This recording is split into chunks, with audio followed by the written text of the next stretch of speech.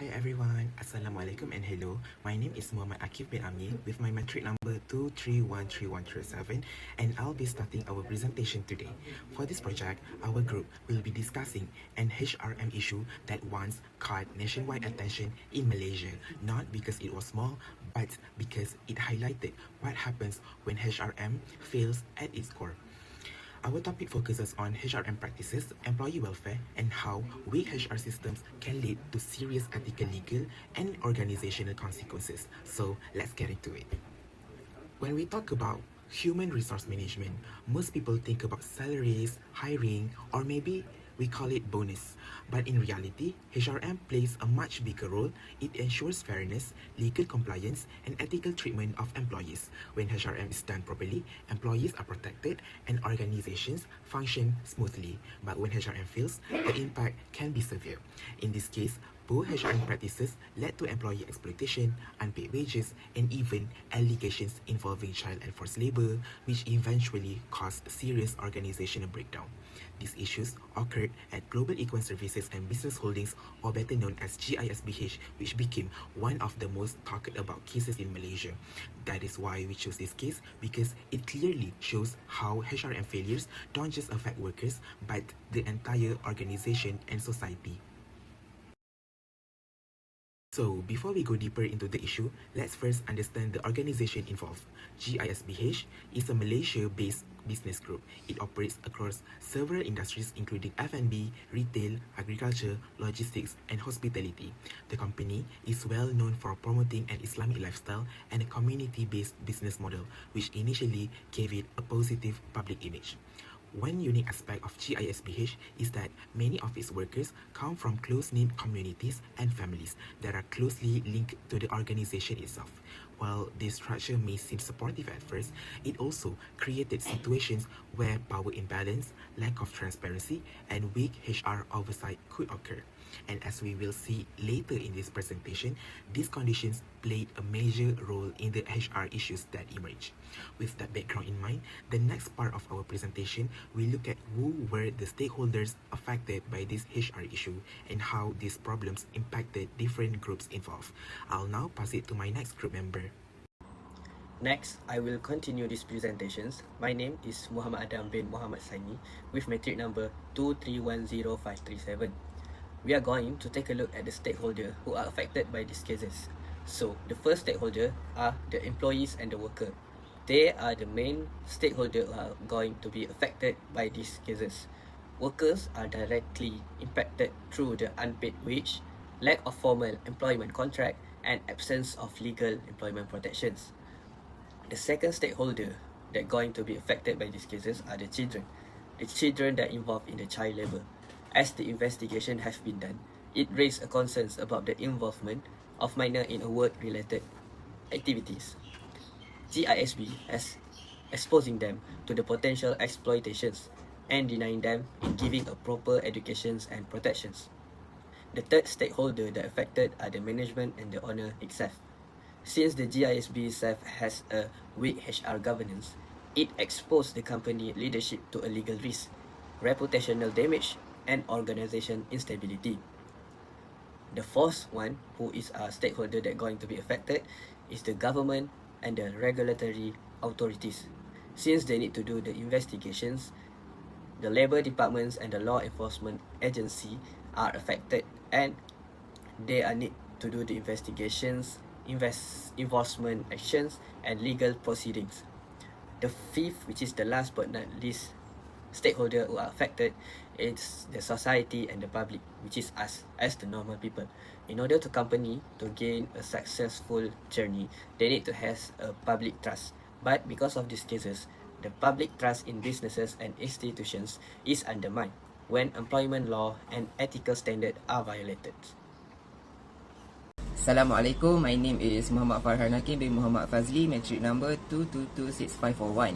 So now, I will move on to the discussion of the key human resource management issues identified in Global Econ Services and Business Holdings, or GISBH. This discussion is supported by findings reported by Bernama, Sinar Daily, Malaysia Now, Business Today, and Reuters, as well as Malaysian labour law. So the first major issue is unpaid wages.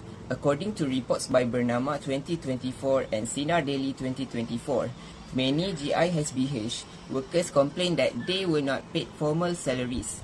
Instead, they received a small allowance under what was described as the Ma'aj system, which does not meet legal wage requirements under the Employment Act 1955.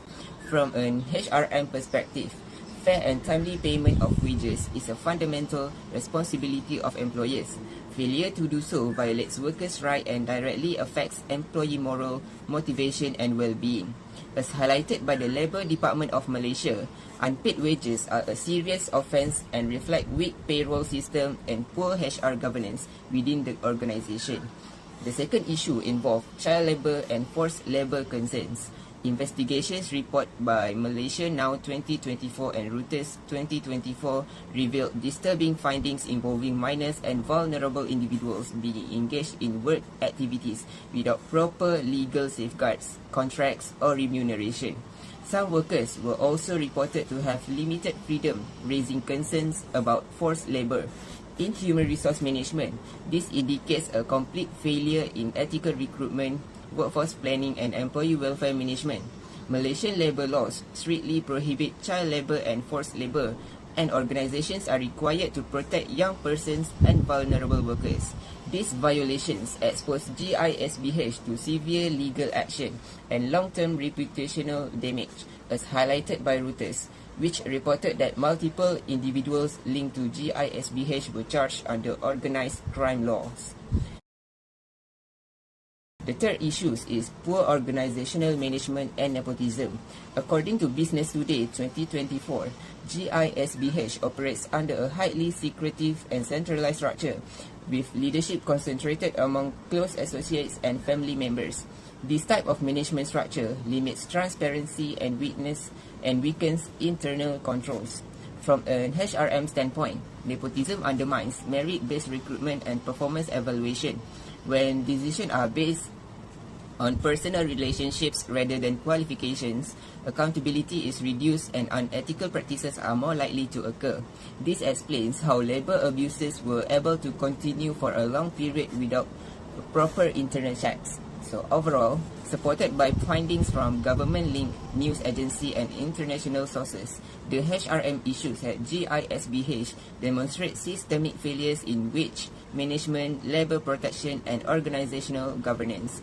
These failures highlight the critical role of effective human resource management in ensuring legal compliance, ethical conduct and protections of workers' rights. And that's all from me. Thank you.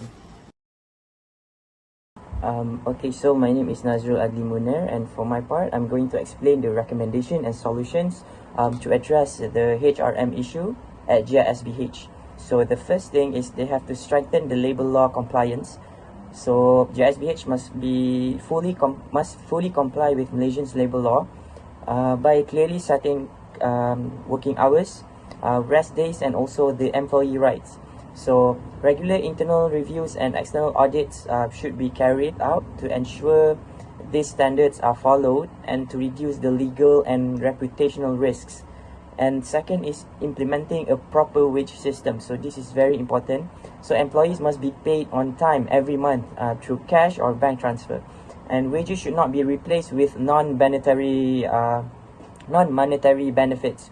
So written employment contracts should also be provided to ensure transparency regarding salary and also job responsibilities.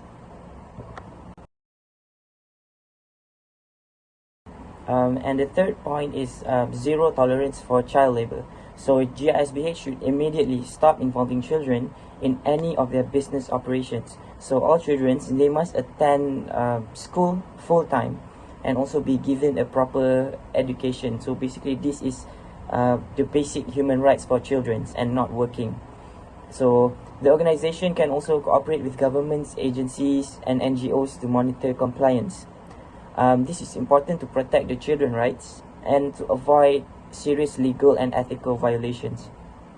And the fourth is to improve the HR management and also fairness. So recruitment and promotion should be based on merit, qualifications and performance, not family ties or favoritism, which is something that GISBH do. So managers should be trained in ethical leadership and professionalism to ensure fair decision making. Other than that, a safe and confidential complaint channel should also be provided so employees can report problems without any fear of punishment or the fear of retaliation. And finally, for the last point is that professionalizing the organization. So GSBH should separate religious or community matters from business management to prevent conflicts of interest. So they can do that by hiring qualified HR professionals and establishing a transparent organizational structure will help to improve their accountability, the governance, and also the long-term sustainability of GSBH. So in conclusion, these 5 recommendations can help to improve employee welfare, prevent exploitation, and restore trust in the organization while ensuring compliance with labor laws and also ethical principles. So I think that's all from my part. Thank you. Assalamualaikum and good day everyone. For this part, I will explain the issue from the Islamic perspective, especially in relation to human resource management. In Islam, work is not just an economic activity, but a moral responsibility. Employers are entrusted with amanah or trust to treat their workers fairly, respectfully, and with dignity. First, Islam strongly upholds the principle of adl, which means justice. Justice in employment includes the fair treatment, the agreement, and most importantly, paying wages properly and on time. In the case of GISBH, issues such as unpaid wages and the absence of a proper wage system clearly violate the principle. This is supported by a well-known hadith of Prophet Muhammad SAW, where he said, "Give the worker his wages before his sweat dries." This hadith clearly shows that delaying or withholding wages is not just unethical but haram in Islam.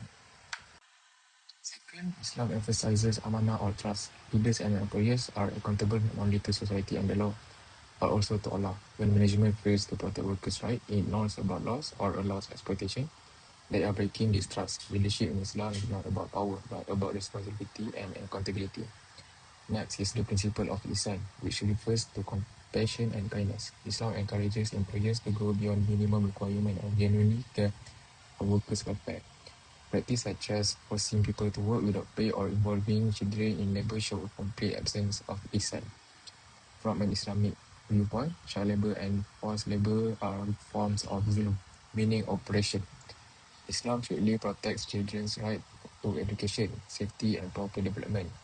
Exploiting minors for business purposes directly contradicts Islam teachings. In conclusion, the HR practices highlighted in the GISBH case clearly contradict core Islamic values such as justice, trust, and compassion. Islam does not tolerate exploitation, unpaid labor, or abuse of authority. Therefore, adopting ethical, transparent, and lawful HR practices is not only a legal obligation, but also a religious duty in Islam. That's all from us. Thank you. The third issue is poor organizational management and nepotism. According to Business Today 2024, GISBH operates under a highly secretive and centralized structure, with leadership concentrated among close associates and family members. This type of management structure limits transparency and weakens internal controls. From an HRM standpoint, nepotism undermines merit-based recruitment and performance evaluation. When decisions are based on personal relationships rather than qualifications, accountability is reduced and unethical practices are more likely to occur. This explains how labor abuses were able to continue for a long period without proper internal checks. So overall, supported by findings from government-linked news agency and international sources, the HRM issues at GISBH demonstrate systemic failures in wage management, labor protection, and organizational governance. These failures highlight the critical role of effective human resource management in ensuring legal compliance, ethical conduct, and protections of workers' rights. And that's all from me. Thank you.